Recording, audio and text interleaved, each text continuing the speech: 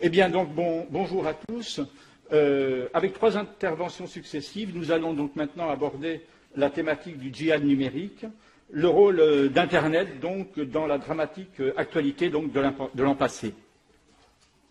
En janvier et en novembre 2015, Paris a donc connu l'horreur. En marge de ces attentats, Internet et les réseaux sociaux ont joué un rôle différent et sans doute plus important que par le passé. C'est ce que je vais essayer de vous présenter maintenant, en préalable à l'intervention de la Direction centrale de la police judiciaire, qui vous fera un point sur les réponses opérationnelles menées en ce domaine, puis avec Amélie Paget de chez HST by Deloitte, qui vous fera un point, elle, sur l'actualité juridique qui en a découlé. Internet est depuis longtemps utilisé par les terroristes. Je me rappelle, lors de notre panorama 2004, nous en sommes donc au 15e panorama aujourd'hui, lors de notre panorama 2004, nous annoncions que la toile, Internet, était connue comme une plateforme de communication et de propagande pour des groupes terroristes qui découvraient sur le tard peut-être les nouvelles technologies. Ce fut en premier lieu la mode des forums, et aujourd'hui, bien que leur nombre soit encore toujours, bien qu'ils soient encore très nombreux et toujours actifs, c'est vrai qu'ils ont perdu de la notoriété face à des nouveaux médias tels que Facebook et Twitter. Twitter, oui, selon Europol, en juin 2015, la mouvance djihadiste posterait plus de 100 000 tweets par jour. Donc vous vous rendez compte de la quantité. Les réseaux sociaux sont donc maintenant des plateformes d'échange privilégiées en termes de communication, de propagande, de prise de contact. Bon, ajoutons cependant que d'autres moyens plus sophistiqués sont employés pour des communications plus, on va dire, plus stratégiques et pour la planification d'actions sur le terrain, d'actions terroristes. Mais Daesh a changé la donne. Il s'est entouré de spécialistes des médias, des spécialistes de la vidéo et parfois de spécialistes du renseignement. Au-delà de la propagande, il diffuse des conseils avisés pour rester, comme ils disent, sous les radars, pour rester sous les radars dans la vie courante, mais aussi sur Internet. Dans des publications dédiées, ils expliquent les techniques de dissimulation, des techniques de communication et, bien entendu, maintenant, de chiffrement. Par exemple, ils poussent leurs sympathisants à se tourner vers de nouvelles plateformes d'échange telles que Telegram. Alors, on connaît ici en France facilement Twitter. Telegram, c'est une application qui tente à remplacer Twitter auprès de certains individus. C'est une application qui a été baptisée l'application favorite des djihadistes. Et donc, elle rentre maintenant de plus en plus régulièrement dans la boîte à outils terroriste. Telegram a été créé en 2013. C'est le réseau social dominant en Russie. Les messages, l'avantage, les messages, ils sont et les discussions, donc le chat, tout cela c'est chiffré et c'est des choses qui s'autodétruisent une fois les échanges terminés. Les terroristes connaissent également maintenant le Darknet. Il s'agit là pour eux d'un nouveau support de communication. Quelques heures après les attentats de novembre, on a vu l'un de leurs principaux médias s'installer sur le réseau Tor. Alors pour eux, l'intérêt est qu'il devient bien entendu plus difficile de faire fermer leur site et donc leurs magazines, entre autres, sont beaucoup plus difficilement supprimés et donc sont plus facilement consultables et téléchargeables. Alors certains, puisqu'on parle du Darknet, certains disent aussi que les terroristes achètent aussi des armes sur le Darknet. Alors pourquoi pas? On en a parlé, ça a fait l'objet d'articles dans la presse, mais il faut quand même savoir qu'il y a beaucoup de moyens beaucoup plus simples dans le monde réel pour se procurer des armes. On a également parlé du Bitcoin, on a parlé à un moment d'un portefeuille de Bitcoin de 3 millions de dollars. L'objet de cette information a d'ailleurs fait l'objet d'un démenti plus tard dans la presse. Sur Facebook, sur Twitter, donc, on rencontre beaucoup de discours simplistes et fédérateurs. Ce qu'il faut savoir, c'est qu'à partir du moment où un individu est intéressé par la cause djihadiste, il commence à se lier à quelques individus et parfois la mise en relation, elle est toute simplement facilitée par des modules de suggestion d'amis qui s'offrent et qui apparaissent sur chacune de ces applications. Internet, donc, et les réseaux sociaux jouent un rôle important dans le domaine du terrorisme. Bon, il n'est jamais cependant seul dans une trajectoire de radicalisation, hein. Internet, c'est vrai, c'est sans aucun doute un facteur de renforcement de la radicalisation, mais des rencontres, des interactions sociales au sein du monde réel sont quand même généralement nécessaires avant un passage à l'acte. En novembre et en décembre, avec le mouvement Anonymous, la riposte est aussi passée sur Internet avec son lot habituel d'opérations, l'opération Paris, l'opération Isis, son lot habituel d'opérations et son lot habituel d'approximations et de bévues, allant même parfois, a-t-on dit, jusqu'à compliquer le travail des services de renseignement en affichant au grand jour certains comptes qui auraient pu être discrètement suivis justement par ces mêmes services. Parmi les comptes que les activistes ont affirmé avoir mis hors ligne, on trouvait aussi nombre d'usagers n'ayant peut-être rien à voir effectivement avec le terrorisme. Certains ont été pris pour cible uniquement parce qu'ils s'exprimaient en arabe.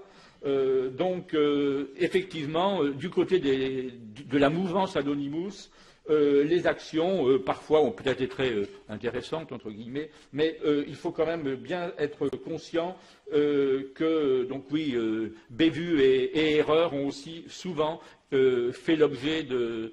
ça a souvent été le cas pour les Anonymous. Par contre, il faut signaler en marge du groupe Anonymous deux groupes distincts, GhostSec et Ghost Security Group. Alors, le premier se revendique d'Anonymous. Alors, lui, effectivement, comme je vous l'ai dit tout à l'heure, il publie des listes de comptes, des listes d'individus qui sont sur Twitter et autres, et met en ligne des données dérobées. Le second, d'ailleurs, qui est issu du premier, lui se considère plutôt comme un service de renseignement et il dit s'être éloigné effectivement de cette mouvance Anonymous pour, c'est ce qu'il raconte, établir une véritable coopération avec les autorités américaines. Alors, est-ce que cette véritable coopération existe? Tout ce que l'on peut voir, c'est qu'elle n'a pas été formellement démentie. Donc, on se pose quand même la question de la réalité parfois de cette coopération entre certains individus, donc pas de la mouvance Anonymous, mais un petit peu proche, et les autorités aux États-Unis. Autre fait d'actualité, les défacements. On en a beaucoup parlé en janvier. La plupart de ces défacements en janvier étaient pro-ISIS. On défendait la cause du djihadisme, et ce fut donc l'inverse en novembre, comme d'ailleurs vous l'expliqueront nos amis de la DCPJ.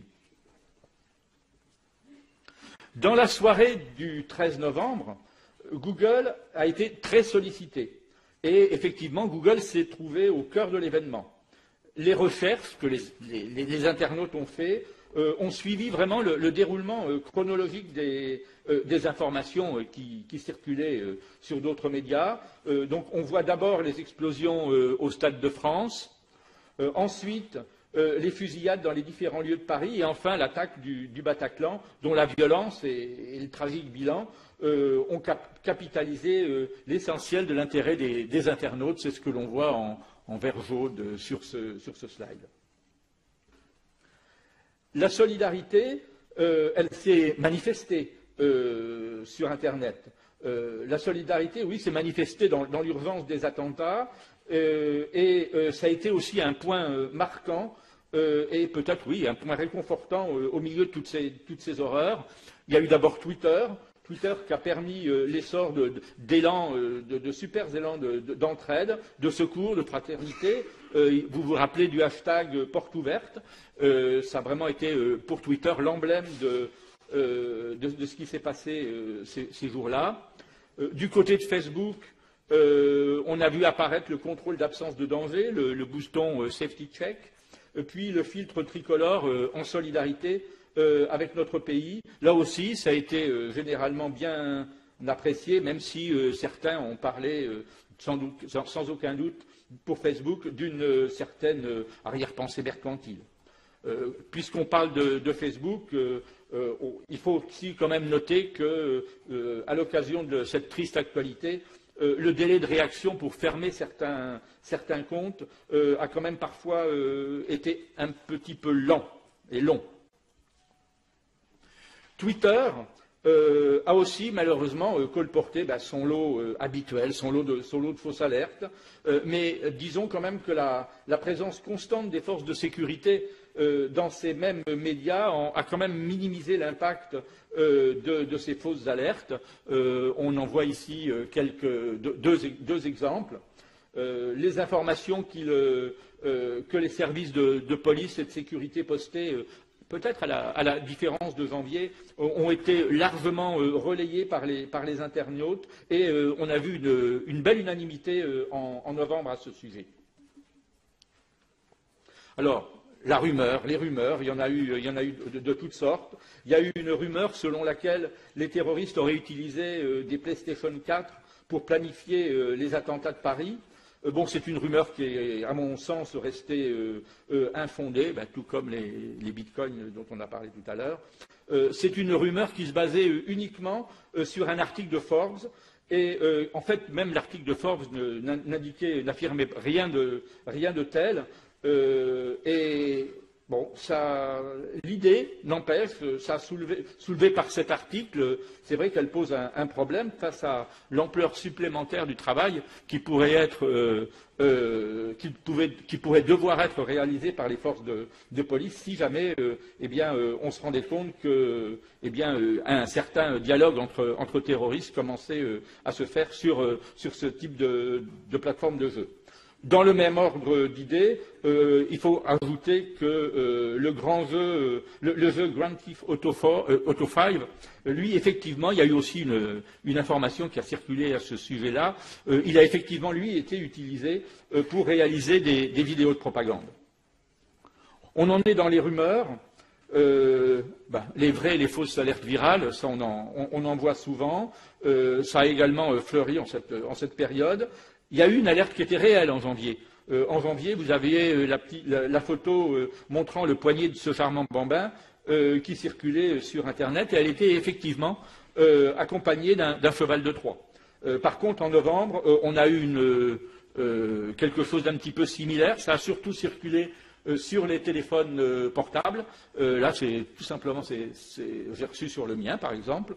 Mais là, la menace qui était donc souvent reçue sous forme d'SMS n'était qu'un hoax, vraiment qu'une rumeur. Donc, voilà. Moi, j'en ai quasiment terminé pour ma présentation, et c'est donc avec ces bannières Twitter qui nous rappellent le travail admirable, vraiment le travail fantastique des forces de l'ordre, des pompiers et des services de santé lors de ces événements tragiques, que je vais passer la parole donc aux représentants de la direction centrale de la police judiciaire, qui vont maintenant aborder devant vous les aspects opérationnels. Alors, je m'excuse pour les personnes qui suivent cette conférence au travers d'Internet. Pour des raisons de confidentialité, nous allons couper la liaison pendant une quinzaine de minutes. Alors, profitez-en, vous qui êtes à distance, pour aller boire un café ou faire ce que vous désirez. Mais s'il vous plaît, revenez dans 15 minutes, puisque dans 15 minutes, nous reprendrons l'antenne avec vous. Voilà. Alors, on va désormais voir les aspects juridiques qui ont été liés aux événements de cette année. Depuis les événements de 2001, on assiste à une accélération législative. Donc, en 15 ans, on a eu une douzaine de lois qui étaient consacrées à la prévention et à la lutte contre le terrorisme. Ces lois agissent sur deux versants, le versant administratif et le versant judiciaire. En 2015, on a eu deux textes majeurs qui étaient avant tout consacrés donc, au versant administratif. Donc on a un renforcement des pouvoirs de police administrative. Ces deux textes, c'est la loi relative au renseignement et la loi prorogeant l'état d'urgence qui va également modifier la loi de 55 sur l'état d'urgence. Ces deux textes ont été très médiatisés. Avant même de démarrer la procédure législative, on a entendu parler de surveillance de masse, de boîtes noires, des fiches S qui pourtant préexistaient à ces textes. Et on a aussi dans ces textes des dispositions consacrées au monde numérique. Donc ce sont ces dispositions spécifiquement que je vous propose de développer aujourd'hui. Donc d'abord, l'état d'urgence, la loi prorogeant l'état d'urgence. Donc l'état d'urgence, c'est un régime d'exception qui ne peut être déclaré que s'il est justifié donc soit par un péril imminent, soit par une calamité publique. Et il va être déclaré sur un périmètre donné et pendant une période donnée. Il va être déclaré d'abord par décret pour une durée de 12 jours et ensuite, pour être prorogé au-delà de ce délai, il faut une loi. Mais c'est vraiment un régime d'exception sur un périmètre donné et pendant une durée donnée. Donc, suite aux événements du 13 novembre, il a été déclaré donc pour la 6e fois depuis sa création et prorogé jusqu'au 26 février 2016.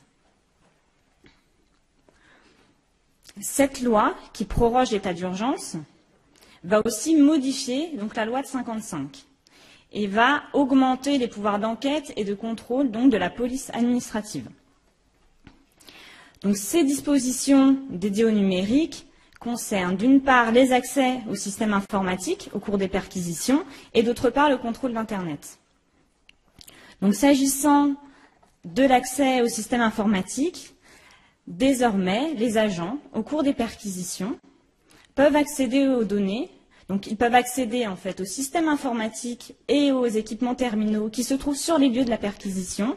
Et à partir de ces systèmes et de ces équipements, peuvent accéder aux données soit qui y sont stockées, soit qui sont accessibles à partir de ces systèmes ou qui sont disponibles à partir de ces systèmes. Et donc, ils peuvent copier ces données et non pas les saisir, uniquement les copier.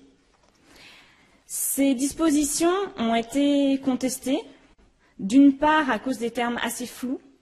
On ne sait pas trop ce que recouvre.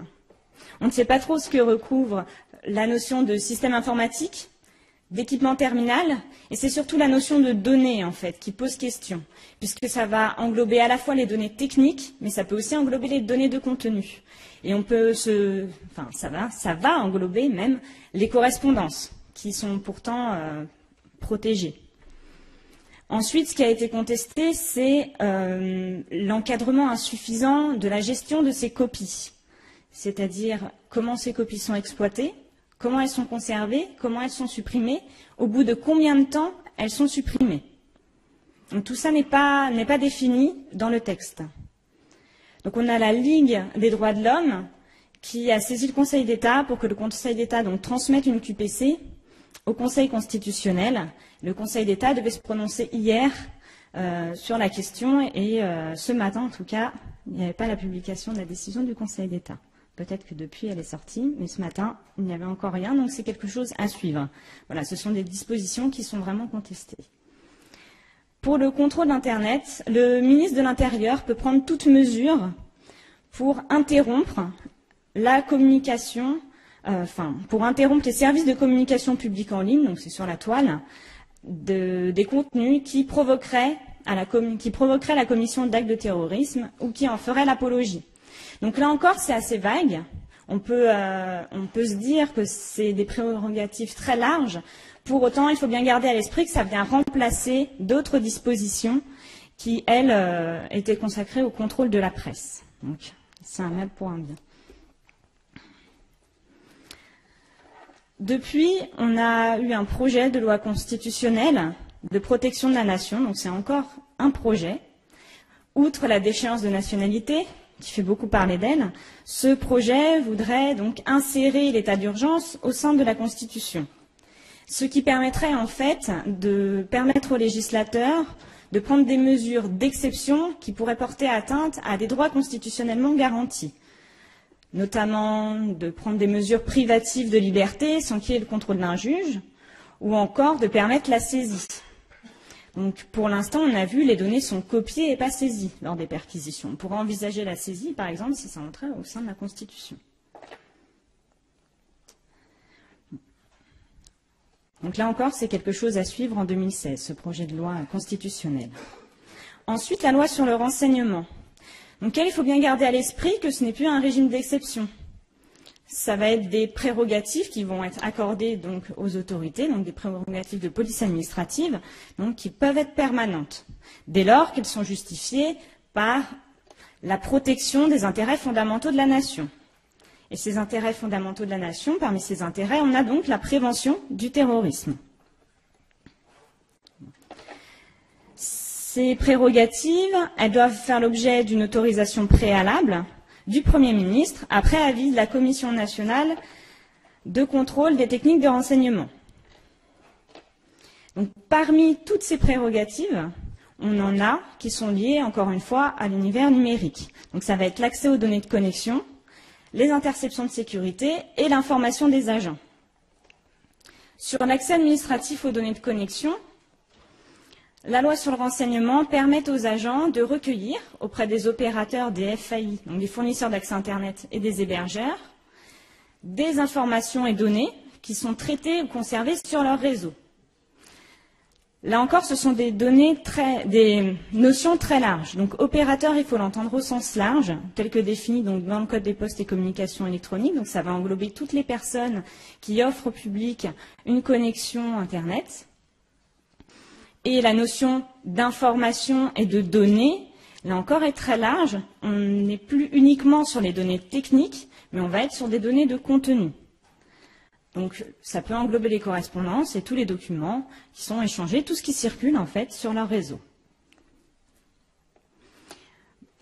Les agents peuvent également recueillir, sur sollicitation du réseau, avec transmission en temps réel, les données de localisation des terminaux.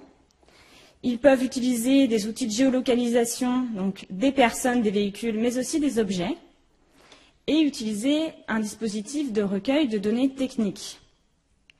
Et en matière de prévention du terrorisme, plus spécifiquement, ils peuvent collecter en temps réel, cette fois-ci, et plus sur requête, mais vraiment en temps réel, donc auprès des opérateurs FAI et hébergeurs, donc les informations et documents qui transitent sur leur réseau.